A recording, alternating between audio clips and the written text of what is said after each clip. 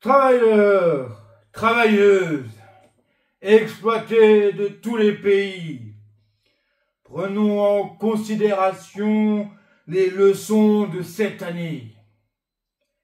La guerre a une nouvelle fois continué de sévir aux portes de l'Union européenne, en Palestine, où l'on compte à cette heure plus de 40 000 civils morts, tués lors du bombardement israélien.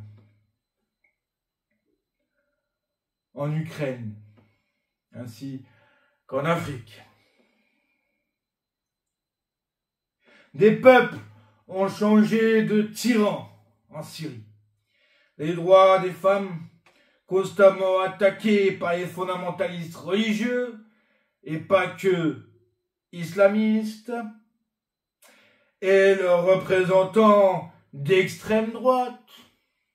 Ces droits des femmes doivent être défendus par quelqu'un et donc par les militants de gauche. À l'heure actuelle, les exploités doivent rentrer dans une nouvelle année 2025 dans les ruines de la guerre et des catastrophes naturelles dues, tout cela, au capitalisme. J'aimerais exprimer en mon nom propre et en cette occasion tous mes vœux, tous mes sincères vœux. Que cette année 2025 sera une nouvelle fois rude dans la lutte.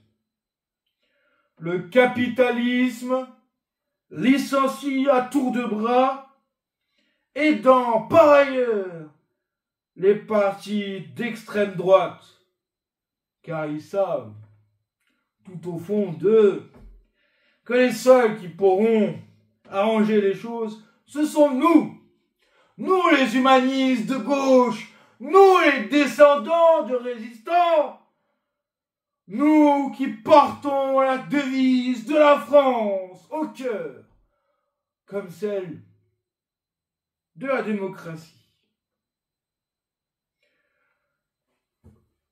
Rejoignez le nouveau Front populaire, le NFP, si vous aussi vous voulez faire triompher ces valeurs républicaines. Et ne vous trompez pas de défenseurs. Faites le choix de la culture. Faites barrage au RN. Vive la lutte triomphante. Vive la République. Vive la France. La grande France. La France humaniste. La France future. Qui sera au chevet de tous les exploités de toute l'humanité.